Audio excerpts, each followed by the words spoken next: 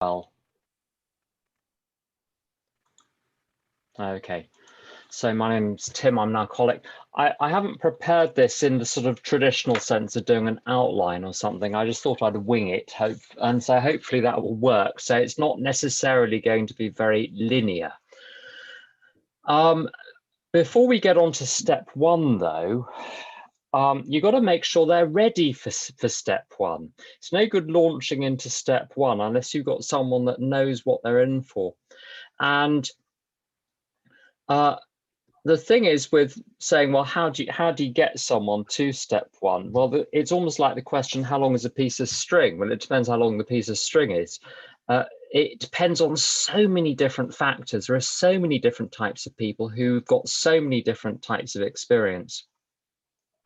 So I'm going to outline a few different types of person. It won't be exhaustive, but it'll cover some of the main bases. So the first one is someone who is completely new to recovery, completely new to AA. As Margaret Atwood said, doesn't know their arse from a hole in the ground, as far as AA is concerned, and as far as alcoholism is concerned. And if this is the easiest person, in fact, to get to step one, because you don't have to clear lots of wreckage out of the way. And also, they've probably been drinking in the last week or so, so they're usually a little bit chastened by that and just a tiny little bit willing. They don't know they're allowed to argue with you yet. That comes within about 3 or 4 weeks. They figure that out. Someone tells them, and then they start to argue. But the really new ones are very good. But I think it's very helpful for people to know a little bit about the fellowship. And so I would always make sure they go to a gazillion meetings. And if their mind is still working, I get them to read the big book up to page 164. A lot of people these days have the rock bottom is higher than it was 20 years ago on average, I think. People seem to be a bit less damaged cognitively than they used to be. It's different with drugs. Some drugs, it's actually the other way around. But with the alcoholics, they tend to be readers, able to read, certainly around here, they tend to be able to read, and that they're often spiritually literate. They've often read spiritual books, which they hadn't 20, 25, 30 years ago, by and large. So you can give them that. If they're not readers, I give them good old-fashioned talks to listen to, like Clancy, who seems to, and Don Pritz, who seem to get through to people very effectively. So they've got some sense of what AA is about. And at the very least, I'll outline why we have the steps in the first place. And of course, you're sort of begging the question, really, because to explain why you need all of the steps, you have to give them a little bit of an understanding of step one. The steps 2 to 12 are there because of step one, namely that left to my own devices, I'll drink. If I drink, I'm going to drink buckets and I might never stop and it'll kill me. So I need something to change me so I don't have the first drink. So people have got to be bought into the whole thing, or it won't work. They won't know why they're doing it. If people understand why they're doing it, there's a much bigger chance that they'll actually do the work which is required and not get too bogged down in step one. There's a lot of material in step one. So that's the person that's totally new. You've got to give them an introduction. The next character is someone who's been bumbling around AA for anywhere between a few months and 2 or 3 years, in kind of good old-fashioned meetings where you go along and you just, people just share about their week, and there's a little bit about drinking, a little bit about gratitude, and things are so much better now. I'm not drunk, and a few sort of tips, so that they haven't really been exposed to the program. And again, these people are there's less work to do with preparation. Normally, if they ask for sponsorship, it's because they've reached a crisis. They've figured out that there's something more than just meetings, and they've isolated you as someone that kind of knows something that they don't. And so the sell is relatively easy there, and there I definitely get people to read through the first 164 pages. They're physically sober for a while. They're almost always capable of reading. I'll come to the case of people that can't, because I've had that. The hardest case is people who've been 5, 10, 15, 20 years in AA with or without relapsing. They've been to 100,000 meetings. They've, in inverted commas, been through the steps a number of times, but they're still crazy. And they've got all sorts of little bits of knowledge, but it doesn't add up to anything because all the pieces of the jigsaw puzzle haven't been put together. There, you've got to come at it very differently because they sort of know everything already. They might know all the individual bits of information, as I say, they haven't put them together.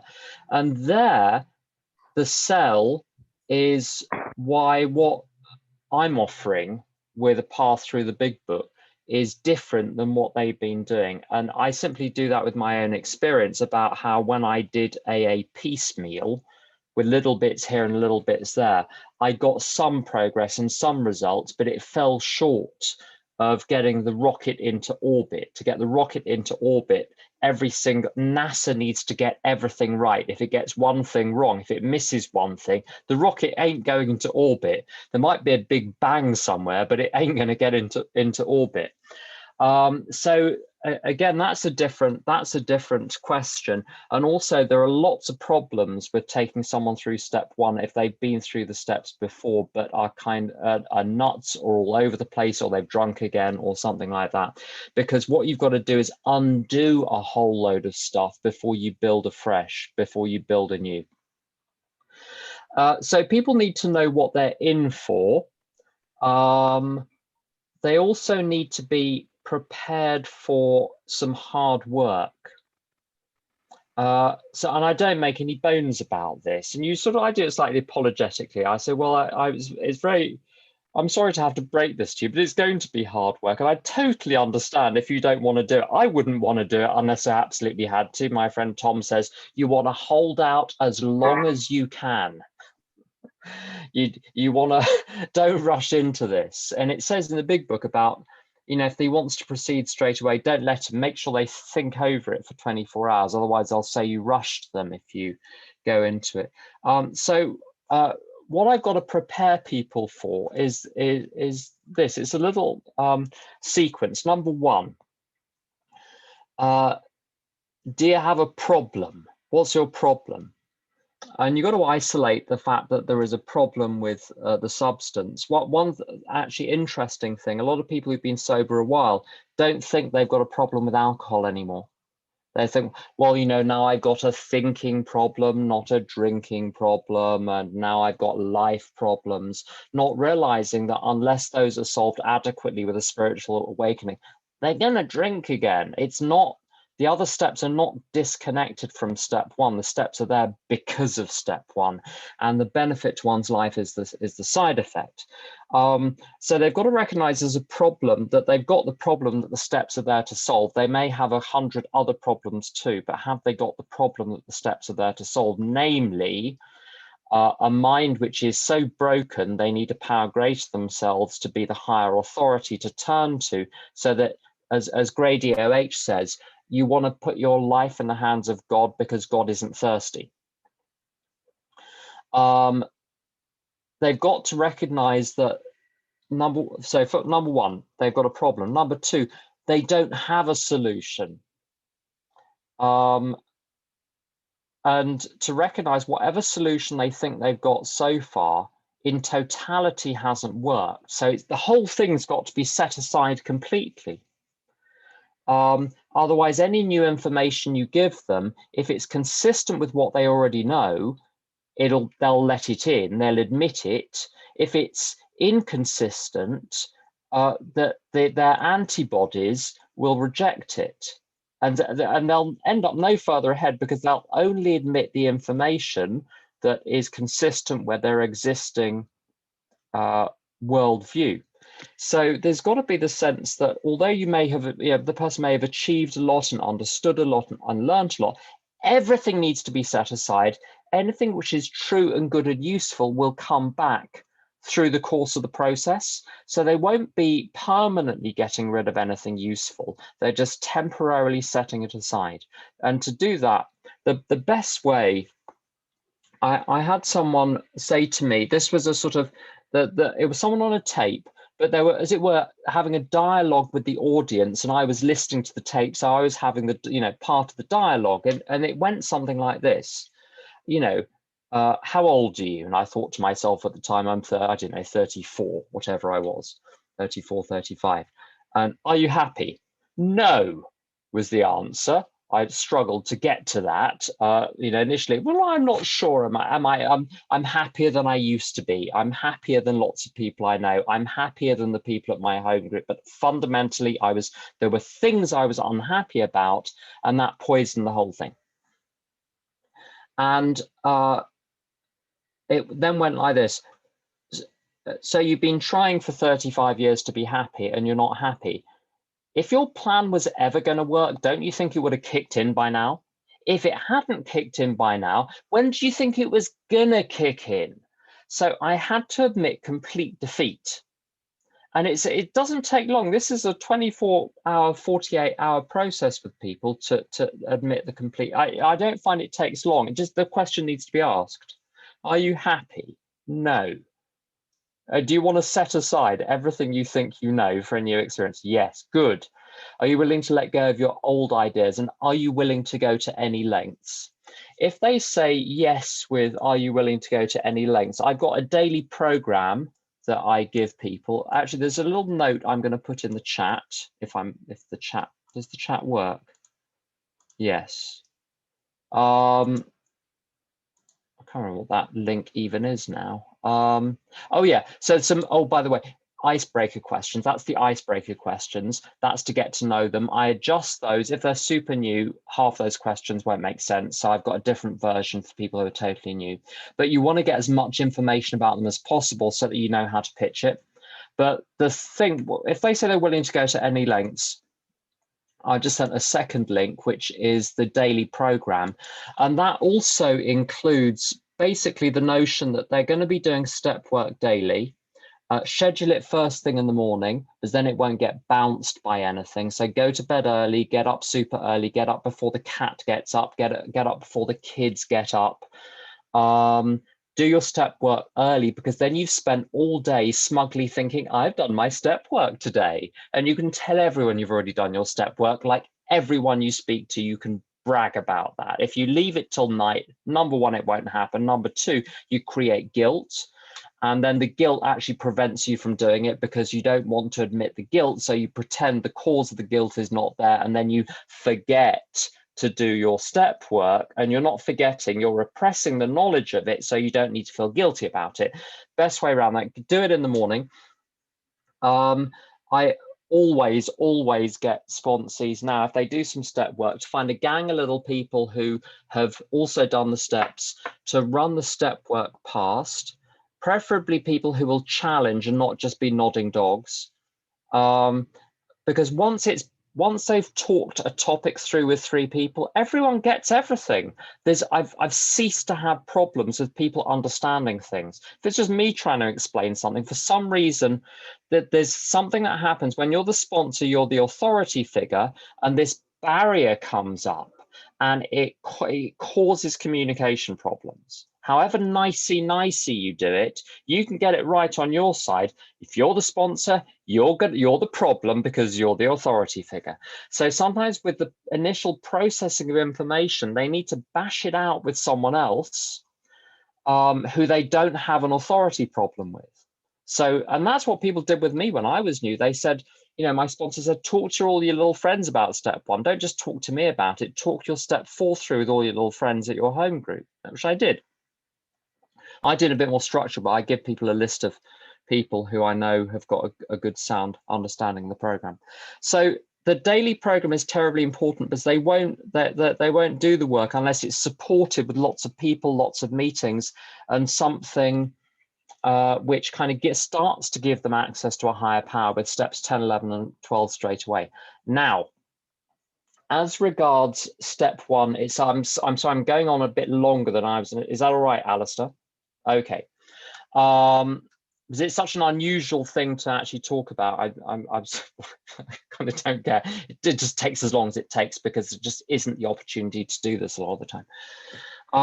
The actual step one, I'm going to start with the hardest case and then work backwards. The hardest case is people that can't read for educational reasons.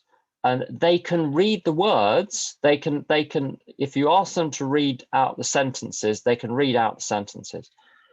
But the sign is where the biggest sign is when people don't see the full stop as the end of the sentence and they carry on reading as though there isn't a full stop. So they're literally just pronouncing the words. If that's happening with the ends of sentences, it ain't going to go in. You have to read it with them line by line and make sure they get it. This is also the case with people who are still acting out with food or sex. I can't read. I've needed to go through it. I had someone that was many years sober but was acting out very badly with sex stuff. And he was trying to put a lid on it, but it was, it was a lot better than it had been, but it was still there. The mind was so scrambled by what he was doing sober that you couldn't give him a page to read and hope that he could come back having heard what the page was saying. He heard a whole load of other things. So we needed to go, we sat day after day, week after week in a coffee shop in East London, just went through it page by page.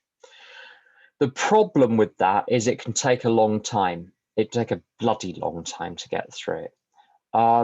So what you can do is select key passages. And if you want to do a selection of key passages, so you get them to listen on tape. Sometimes people can listen on tape. If it's a nice soothing voice, it actually goes in a way that stuff on the page doesn't. So they listen to the whole thing, but you basically pull out some key passages in the doctor's opinion, get them to listen to Bill's story for identification, key passages in chapter 2, and then the key characters, a couple of passages in chapter 3 and the key characters. So I'll come to the characters later.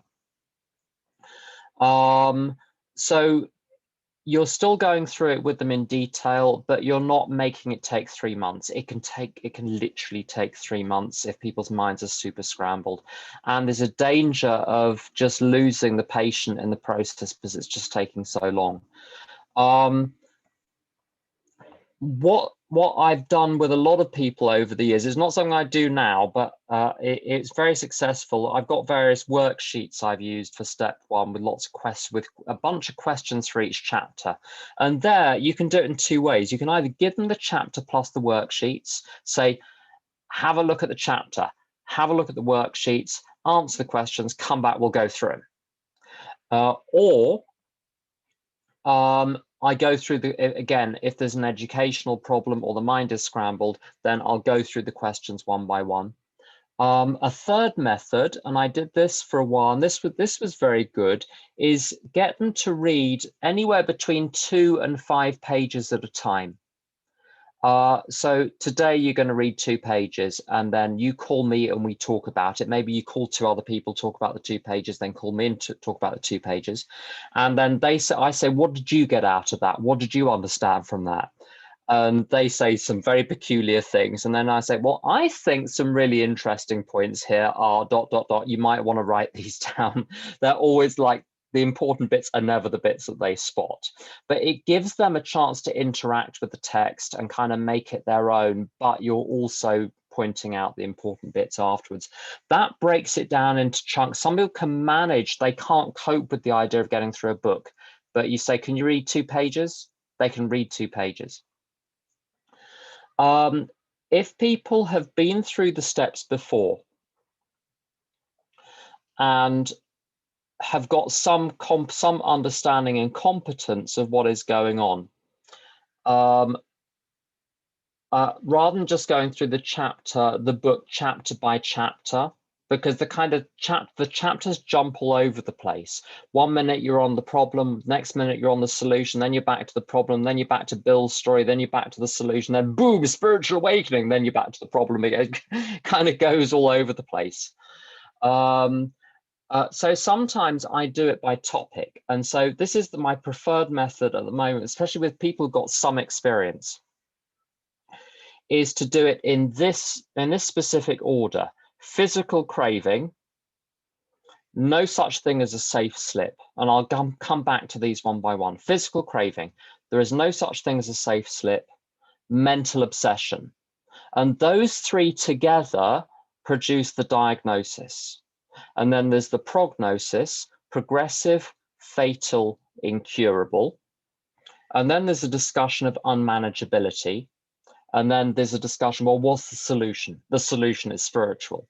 And you can either give them all of those topics. I think I've got a note I can give you on this. Yeah. There we go. So this is my standard step 1 note I give people. And it's got some links to some blog articles as well. I don't always give them that. If they're going to have trouble processing lots of material, I don't give them the blog articles. I just say ignore those, just look at the book. So that covers those topics. Because I think step 1 builds up logically. And if there's any doubt about, if someone's very competent, I've got someone at the moment who's 30 odd years sober, so I gave them the whole of step 1 to look at in one go. But often I'll break it down into those individual elements. So the first one, and I'll tell you why. I established that they got a problem with drinking. What's a problem with drinking? You're drinking so much that you get consequences which after the event you regret. I mean, at the time you take them in your stride. I would take them in my stride. You tell me before a drink what the consequences are going to be, I'm fine. Afterwards, when they've hit, I'm not so fine. So that's someone who's got a drinking problem. You're drinking enough that you get consequences that after the event you don't want.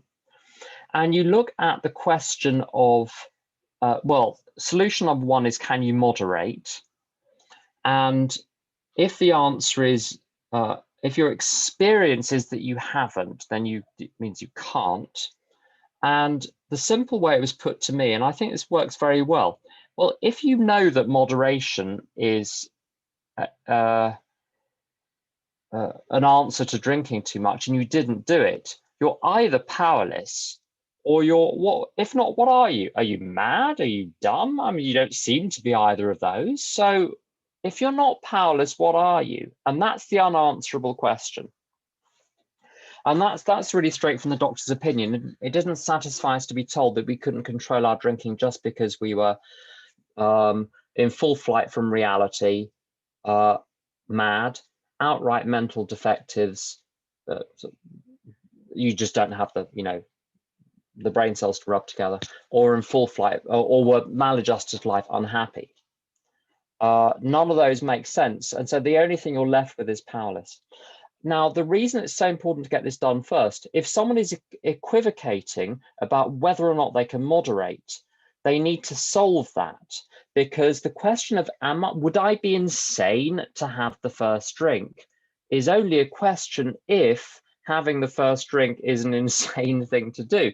If you might be able to moderate, it wouldn't be insane to have the first drink. So the mental obsession is all about insanity, and that can't be a question unless you've got the physical craving down. So you've got to get the physical craving understood first. And there's a pivot point in the book. When I go through the book in a linear way, so page by page, bottom of 22, top of 23, it says that's the pivot point where it finally draws a line under the physical craving and says, right, now we've established that when you drink, you have little control over the amount you take. Oh, no, it's a different quotation. Something, yeah, that's it. When you have a drink, something happens in the bodily and the mental sense which makes it virtually impossible to stop. The experience of any alcoholic will abundantly prove this. And then it says, if that's the case, then the problem is in the mind, i.e. the mind which gets you to have the first drink in the first place. But the premise behind everything else on step one is that you can't drink without drinking too much. And there's the one thing almost everyone, especially even the slippers, is totally down with the idea that, you know, one drinks too many and 1,000 aren't enough. They're down with that. What they're not down with is the corollary of that, which is, if that's the case, there is no such thing as a safe slip, because you literally might never come back, because you have a slip on one day. If you slip on one day, you're much more likely to slip on the next day too. And I always give the example of my poor old friend Paul, who started drinking. He was the same age as me, started drinking in 1995. It's 2021, and the last I heard, he left AA again. Harry, you may know what's happened to him, if he's back or not. But 26 years later, and the poor kid still isn't back. And that started with a slip, which started with one day of drinking. So there's no such thing as a safe slip. And once you've got that, if you understand that you not only do drink too much and do terrible things, but you might literally not come back from that slip, then you've got a legitimate question. Am I the sort of person that would be crazy enough to have the first drink? By the way, the story for there's no such thing as a safe slip is the man of 30 who could stop once, stops for 20 years, starts again, and then can't stop. Once you've established that you've got the physical craving, no such thing as a safe slip, you're into mental obsession territory, and it's downhill from here. Basically, if you've got years of experience, this is how I always put it to people, if you've got years of experience of doing bad things, yet that didn't deter you, then again, you're either dumb or you're mad or you're alcoholic. Pick one. Which one is it? Keeps it super simple. People get very wrapped up, but I don't know if I really wanted to give up, and I don't know if I ever really tried to give up, and irrelevant. It's the fact that you didn't. The fact is sufficient. And the key passage is top of 21, where it talks about if a sufficiently strong reason comes along, a heavy drinker can moderate, but or stop, an alcoholic can't. So I get people to give a year. What year? Give me a year when you started to have very bad consequences from drinking. They'll say, well, 1991. And what year is it now? Well, it's now 2021. Okay, so for 30 years, repeatedly, bad experience did not stop you from having the first drink. So the question of whether you could is neither here nor there. If you could have, you would have. And that cuts through that whole thing of whether or not they tried, which is always, I think, is a complete red herring. If you establish that you're the sort of person that for whom experience doesn't consistently keep you away from the first drink, you're the sort of person who then drinks excessively and is minded to keep doing so because it just seems normal at that point, then the diagnosis is done. And there's an interesting line on 21 where it says, at some point in the drinking career of every alcoholic, he begins to lose all control of his liquor consumption once he starts to drink. So I said, okay, what age did you first start to lose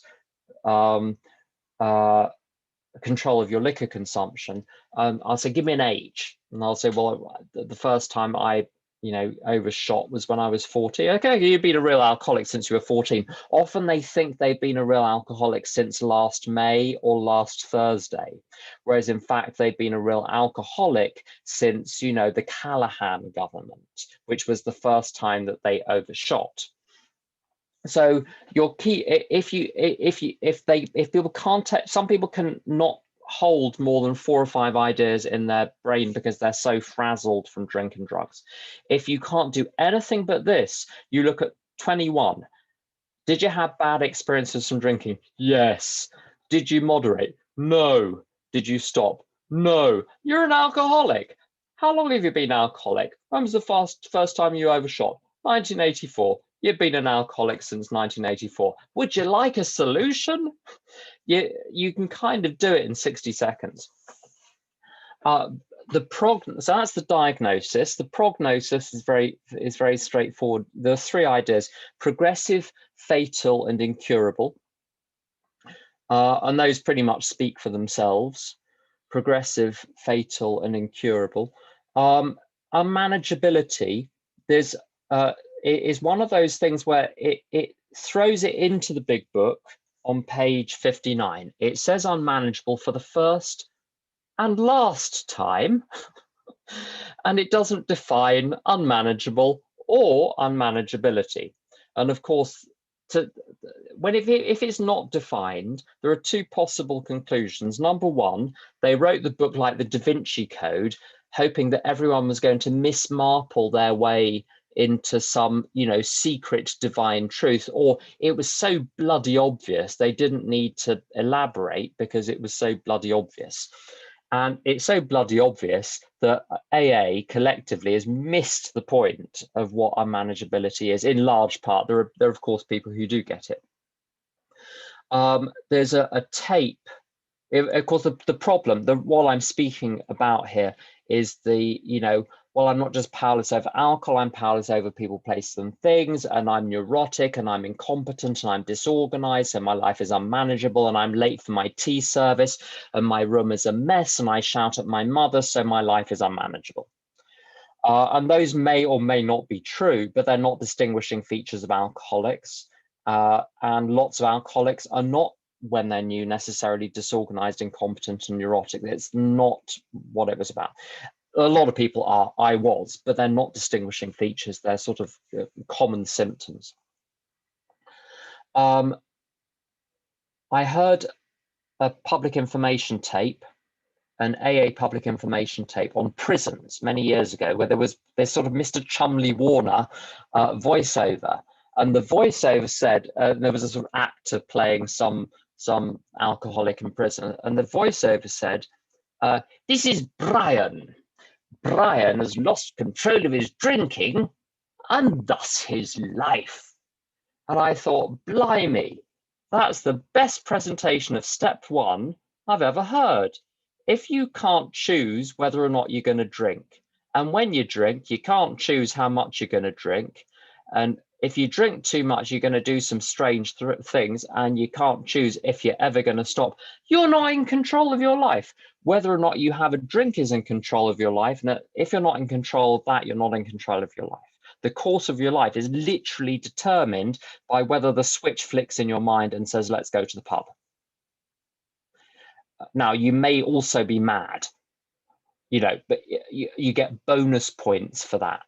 If you haven't turned over your mattress in 6 months, again, you get bonus points, but this is not unmanageability.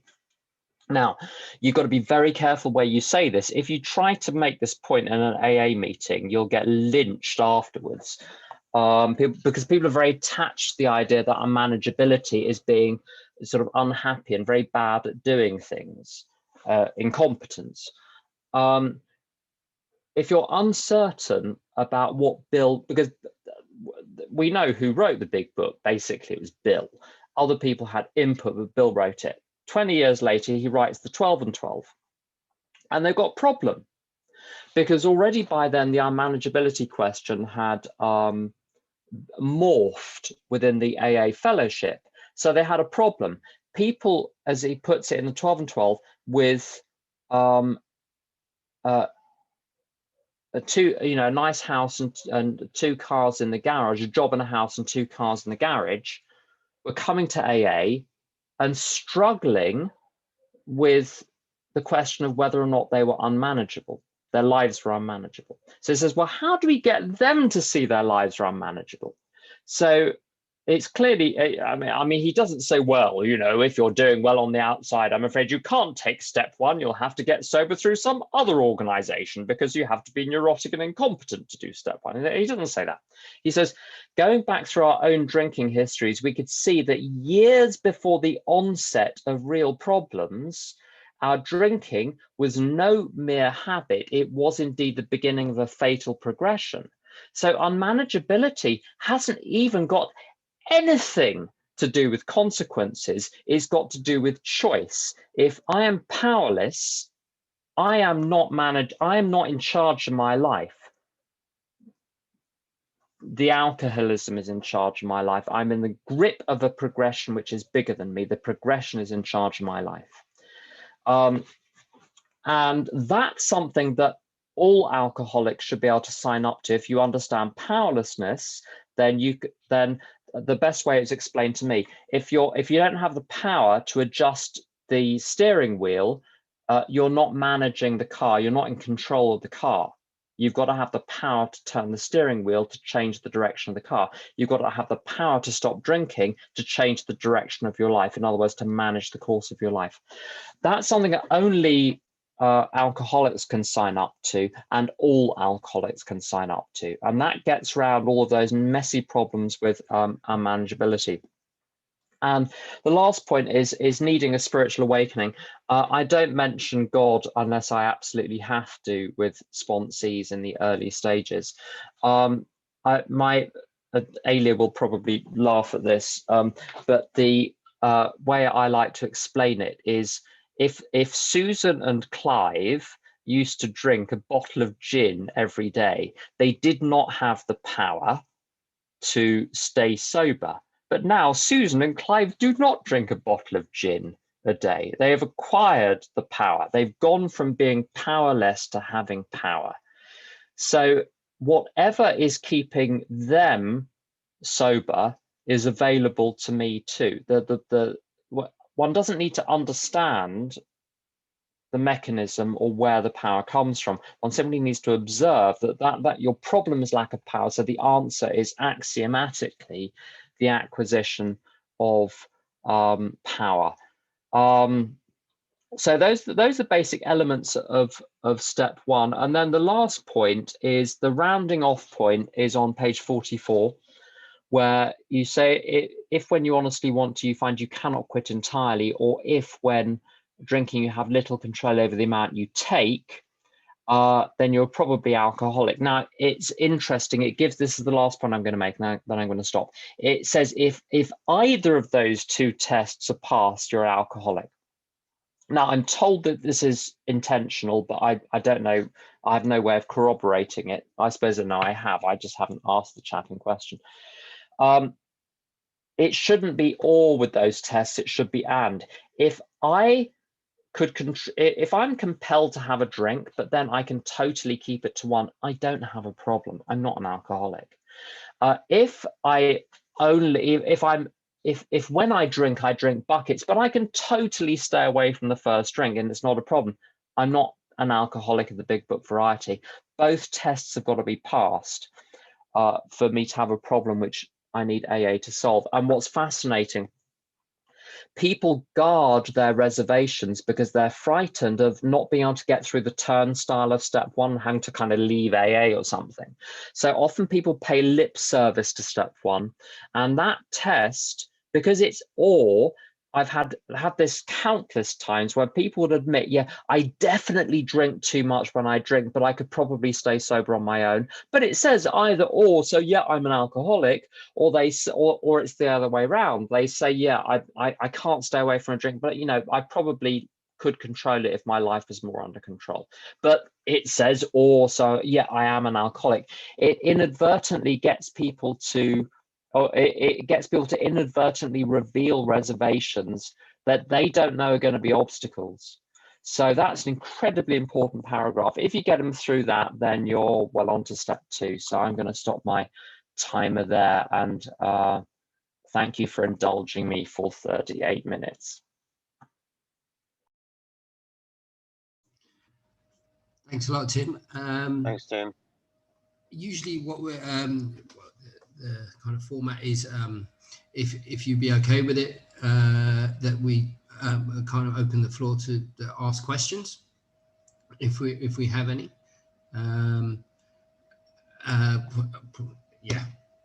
Does anyone have any? Well, I had one, so I'm going to jump straight in if that's all right. with working with newcomer sponsees, and that was a great outline of working step one. Do you find, and you outlined the different types that you've come across in your experience, in your experience of like we've been meeting people face to face for a long period, and then we've gone into Zoom. I know you sponsor a lot of people around the world. Is there a different, do you use a different technique to sponsoring someone you've never met face to face? Do you insist on certain things done differently perhaps? Or yeah, I'll kind of leave it at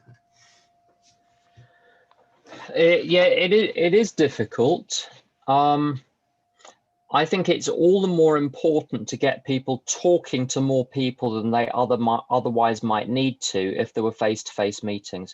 But honestly, what I've been struck by over the last year and a half is I haven't seen any greater likelihood of people slipping or not getting it because it's over the phone and over the internet than face-to-face. I just haven't seen that. There's a line in Course in Miracles about it's not bodies that join, it's minds that join. And one very curious thing, there's a Course in Miracles teacher who does these remote because I mean he's in a particular place, so the sessions he does are remote. And when he does one-to-one sessions, he does them over the phone, not on a video call, because he says the visuals are distracting. You'll hear what's going on in the voice much better if you can't see them in front of you. Now, the one thing to watch, I'm a sort of extremely aggressive A-type personality, which is not exactly to everyone's taste. I find myself much gentler with people face to face. I have to watch it on the phone. I can be very difficult. I'm better than I used to be, but I'm still nowhere near fixed. I do notice I see people's fragility and vulnerability much more readily when I see them face to face. So even if I can't meet them physically, it's super helpful if they come to one of the groups I go to where we can at least see each other on video. If I'm folding laundry, I turn the video off, but otherwise I try and keep the video on. Or if I'm in an office and there are people walking behind me. But I think some of that face-to-face stuff, it's amazing how much you can read when you just see people even on a video screen about where they are. So I think the important thing with the face-to-face thing is to see what's going on emotionally behind the actual words. I think that's all I've got on that. But from a pure sponsorship point of view, I think it works just as well over the phone as anything, except with super new people who it's first time. They're the ones who will almost certainly need lots of face-to-face hand holding.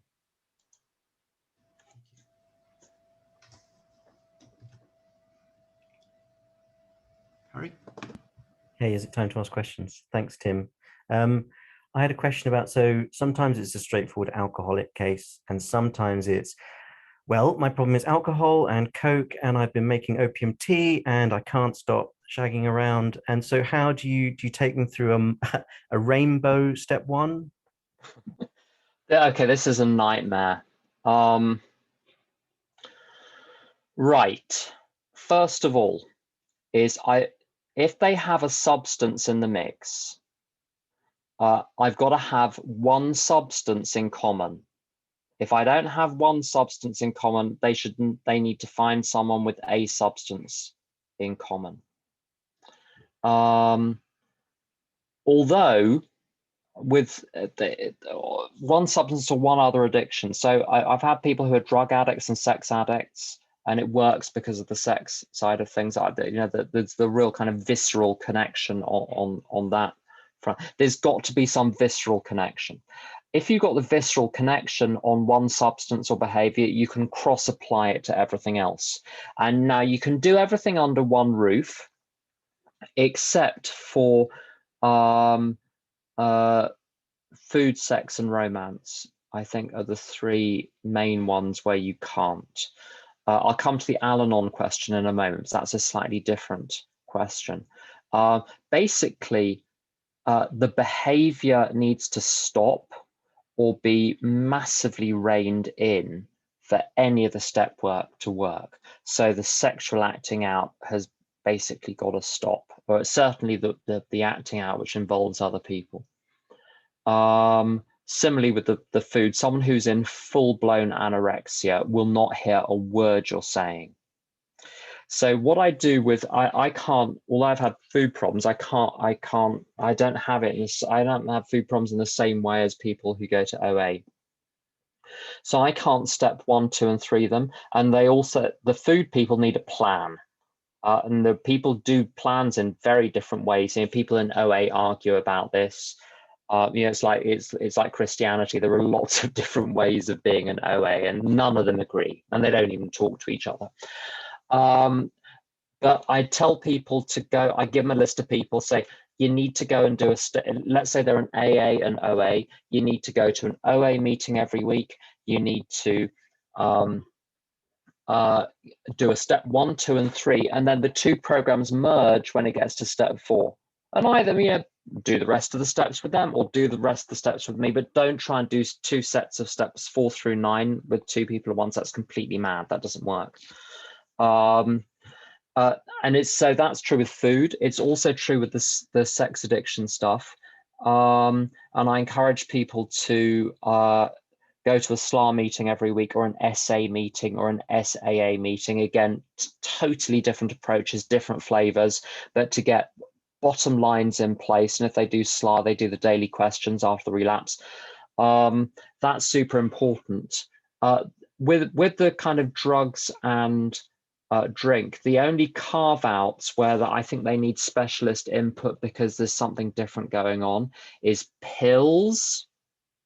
So barbiturates, benzodiazepines, amphetamines, opiates and opioids, and hypnotics, those are your basic classes. If they've got a little pill thing going on, there's a deviousness, like with anorexia, there's a particular deviousness with and charm, which go together. I get them to talk to people with a pill history, because they can wheedle through into what's going on inside, the rationalizations behind the pills in a way that, so I don't have a pill history. So if it's pills, I get them to talk to a pill person. If they're in the whole kind of crystal meth and sex combined with sex scene, they need to be going to CMA and talking to other people who've been in that scene again, because that's incredibly hard not to relapse in, and you need incredibly strong support around you. So I'm all for getting multiple support on 1, 2, and 3, but you kind of need one sponsor to take you through the process of 1 through 12, with the other kind of, you know, the 1, 2, 3 waltz and all the other fellowships as a kind of bolt on. But that you don't want like fully separate programs, otherwise it becomes super confusing. Does that answer the question, Harry? Yes, one quick thing is, quite often I will get, I'm just powerless over everything. So I try to get them to be very specific about what it is, because otherwise we're just, the level of specificity. Thank you.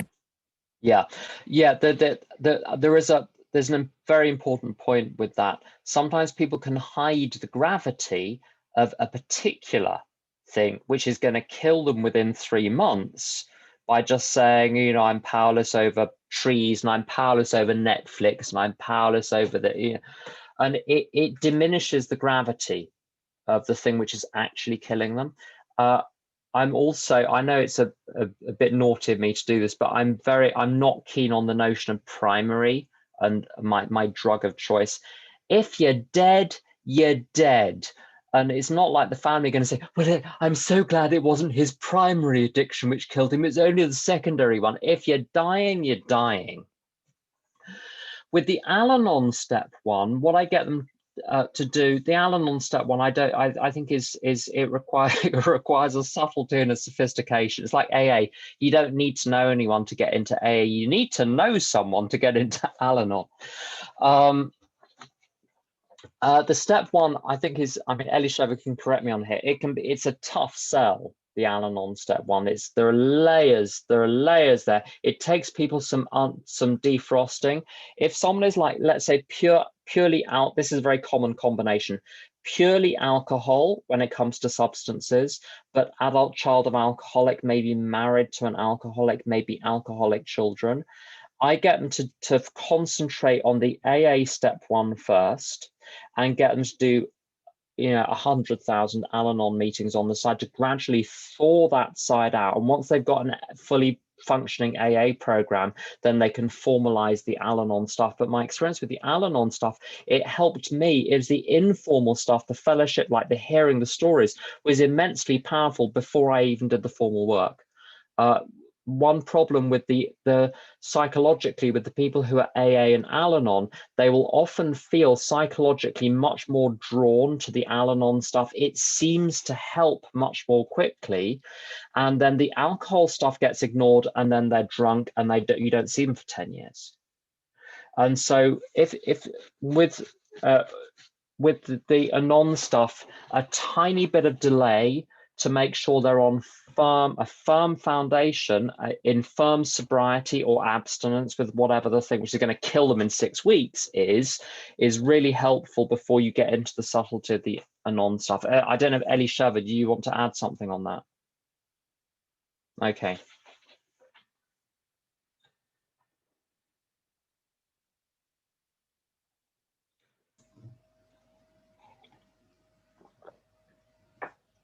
Anyone else have a question for Tim?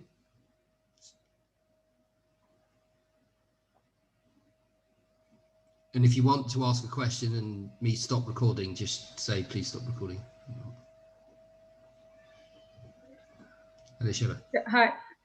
If someone has multiple addictions, do they work 1, 2, and 3 with one sponsor, then 1, 2, and 3, 1, 2, and 3, and then start working 4 to 12? So what I'll do is I'll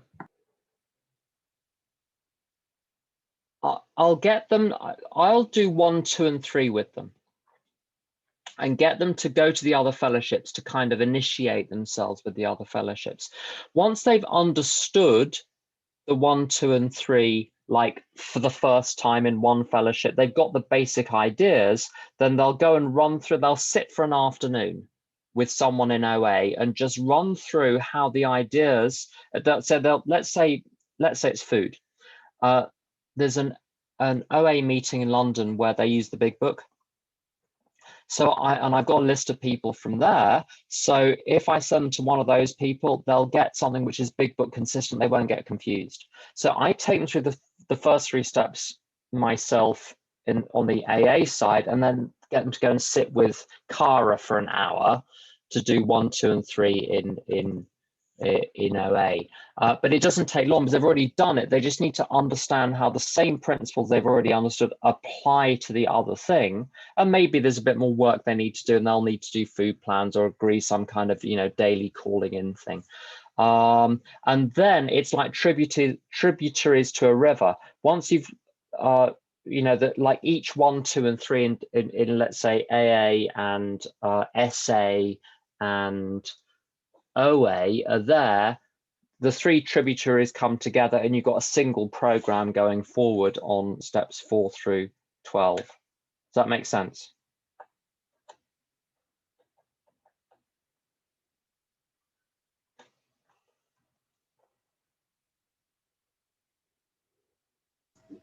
And then actually just one thing, and rather like with a river, when it gets to the coast can sometimes form a delta. When it gets to step 12, that they're going to need some special input from about how to sponsor, how do you sponsor an anorexic? How do you sponsor a sex addict? How do you sponsor someone with pills? You need to find someone that's got that specific experience. So again, it spreads out again when you get to that part of step 12, because there are major differences between the fellowships there.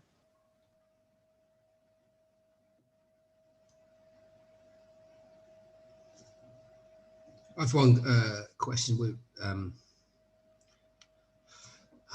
newcomer who say to me, yeah, could you sponsor me? But by the way, I'm going to take, I have a problem with alcohol, but I don't have a problem with acid, and I'm going to be taking acid this weekend. He said, he doesn't wake up, and so it's like, well, okay, do you want to do this or you don't? But do you have any experience? Yeah. Alcohol in any form at all. There's it's tricky. I think we've got to understand that the notion of sobriety, for me, and other people are allowed to have a different notion of it, is the notion of being free of any influences so that I can appreciate life full on. So whatever I'm experiencing because that's the experience of life I'm creating myself, not because of it's been chemically induced. There are people in AA that will sponsor people who are on who do all sorts of things. I mean, ayahuasca, for instance, is something that you know, there's a notion of California sober, where you're sober on alcohol, but you know, who knows what else is slipping under the radar. And so I don't judge that. I don't say, it's just not for me. So what I'm interested in is, wouldn't it be fun to discover what you can make of life without any chemicals? If you want something else, you're going to need to find someone that's made a success of doing that. But there's a Jim Willis quotation. I'm struggling to, I wish I could find it, but or maybe I can. Just give me a sec. Is it here? No, I can't find it. I'll send it to you later, Alison, and maybe you can forward it to people if they're interested in it. One thing Jim Willis said, it's in his workbooks. He says, you need a clear head for this process. Whatever the addiction is, whether it's food or sex or alcohol or whatever, you need to be abstinent to have a clear head. And he says a chilling line. We know of no program, so people who are still using, we know of no program that can help such people. So if I've got someone that's just all over the place because they're still fully in another addiction, there's often nothing you can do. You just have to go to 100,000 meetings and hope that something gives that graces you abstinence or the desire to be abstinent. But no, I wouldn't take someone through that is committing to taking drugs. Medication is maybe a different question. It is a different question, but not an entirely straightforward one either. But we haven't got time for that today. Ooh.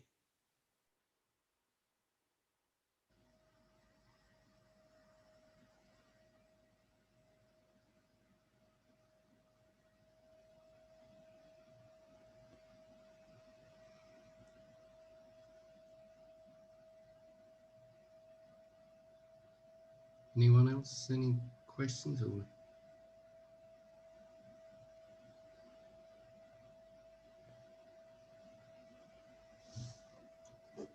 I just found that quotation from Jim, by the way.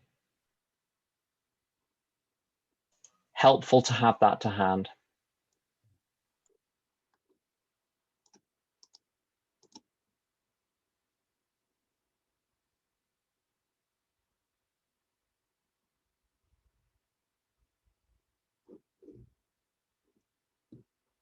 okay, if anybody else has any questions, I think close it down. Should we close with the Serenity Prayer? And yeah, I'd like to say thank you very much, Tim, for coming along, and ask you to close us out if you could. Thank you. Would you please join me in the Serenity Prayer? God, grant me the serenity to accept the things I cannot change, the courage to change things I can, and the wisdom to know the difference. Thanks, everyone. Thank you. Nice. Thanks, Tim. Thanks, Tim. Well, thank you for being there. Would have made no sense me just talking to a screen. So Thanks, Alice. I've let out all the trade secrets now, haven't I? Everyone will be sponsoring. Oh no. Yeah. You have a good evening, everyone. Good to see you all. Thanks, Tim. Thanks, Thanks. Tim. Thank you. Bye-bye. See ya. Alistair, do you have a Google document or someplace that has all the previous recordings that everyone can listen to? We have recorded one before, and well, actually, I'm still recording now. I can stop recording now.